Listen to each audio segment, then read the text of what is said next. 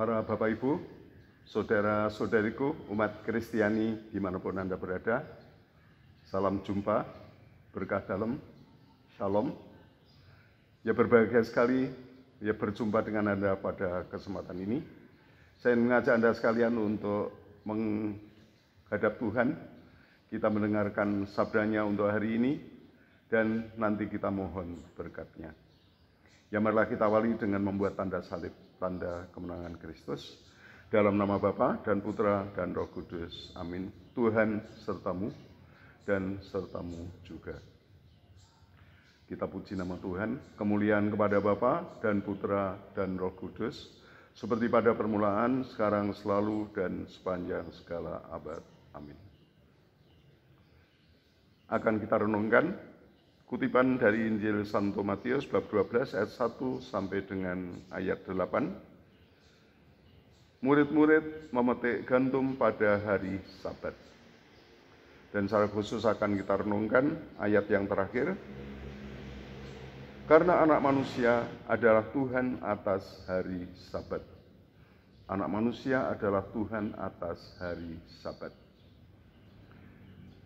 Saudara-saudara yang dikasihi Tuhan, bagi kita umat Kristiani, hari Sabat itu ya jelas ada hubungannya dengan kisah penciptaan, di mana dalam kisah penciptaan itu Tuhan disebutkan menciptakan dunia dan isinya, dan yang terakhir menciptakan manusia pertama dalam waktu 6 hari.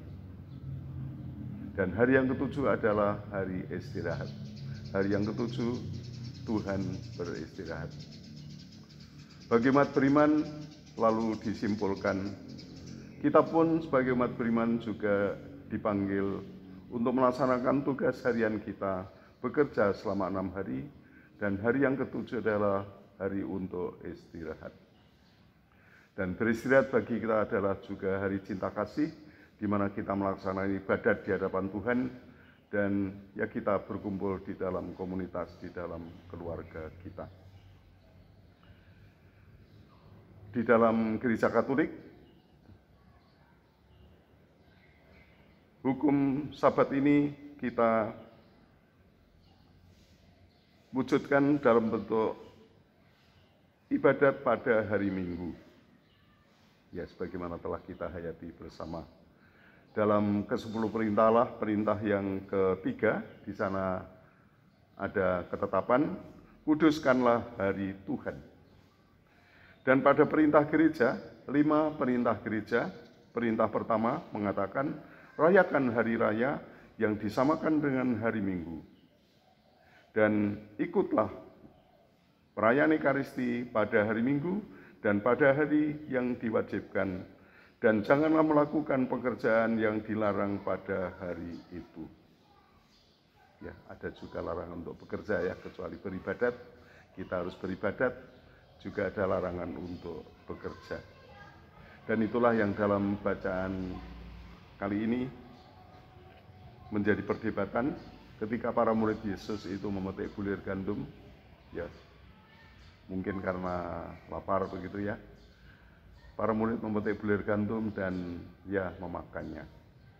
Oleh orang Farisi hal itu dianggap sebagai bekerja. Ya. Karena bekerja maka melanggar hukum Sabat. Ya, menanggapi hal itu Tuhan mengatakan, tidakkah kamu baca apa yang dilakukan Daud ketika ia dan mereka yang mengikutinya lapar? Bagaimana ia masuk ke dalam rumah Allah? Dan bagaimana mereka makan roti sajian yang tidak boleh dimakan, baik olehnya maupun oleh mereka yang mengikutinya, kecuali oleh imam-imam. Ya, artinya di sini pelanggaran para murid itu suatu yang perlu dimaklumi, ya, karena ada alasan tertentu. Ya, karena itu juga seringkali terjadi di Bait Allah ya, di antara pasukan Daud pada waktu itu.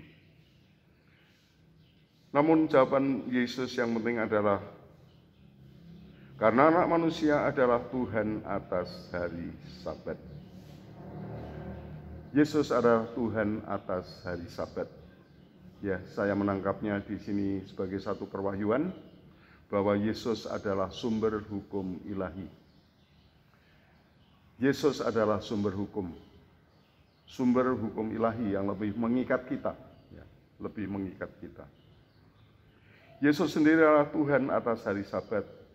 Yesus adalah sumber hukum ilahi, dan pesan yang kita terima dari sabda Tuhan ini adalah bahwa kita mengimani Kristus sebagai pemberi tuntunan, ya, sebagai pemberi tuntunan, sebagai pemberi pedoman bagi hidup kita, terutama dengan melaksanakan hukum utama, hukum kasih, yang mengasihi Allah sepenuh hati dan mengasihi sesama seperti mencintai diri kita sendiri. Bersama gereja, kita juga mengkhususkan hari Minggu sebagai hari untuk merayakan Ekaristi. Yaitulah saudara-saudari, Tuhan Yesus sebagai Tuhan atas hari Sabat, sebagai penuntun kehidupan kita dengan hukum ilahi yang diberikannya kepada kita. Dan itu lebih mutlak untuk kita semua. Itu lebih menentukan keselamatan kita. Itulah yang merupakan tuntunan yang benar dan perlu kita taati sepenuh-penuhnya. Dan selanjutnya hari Minggu sebagai hari Sabat kita isi dengan merayakan Ekaristi di dalam gereja, dan itu berarti bahwa kita diajak untuk sungguh hidup di dalam semangat Kristus. Kita hidup sepenuh-penuhnya di dalam kasih Kristus yang dilimpahkan kepada kita, yang ditanamkan di dalam hati kita lewat Ekaristi. Itulah panggilan kita, saudara-saudara sekalian, mengimani Yesus sebagai Tuhan, sebagai sumber hukum untuk kita semua. Semoga kita senantiasa membuka hati dan taat pada tuntunan Tuhan di dalam kehidupan kita. Marilah kita akhiri dengan berdoa dan mohon berkat. Terima kasih ya Tuhan atas kehadiran-Mu pada saat ini, juga terima kasih atas tuntunan-Mu di dalam kehidupan kami. Terutama kami sungguh berterima kasih atas hukum kasih yang Kau tanamkan di dalam diri kami. Semoga kami betul-betul hidup di dalam cinta kasih-Mu. Kami sungguh mencintai Tuhan, berbakti kepada Tuhan, dan kami juga senantiasa mencintai sesama seperti kami mencintai diri sendiri. Tuhan sertamu dan sertamu juga. Diberkatilah saudara-saudari, keluarga, karya-karya dan usaha-usaha Anda, cita-cita dari putra-putri kita oleh Allah yang Maha Kuasa, Bapa dan Putra dan Roh Kudus. Amin. Selamat berkarya, Tuhan memberkati.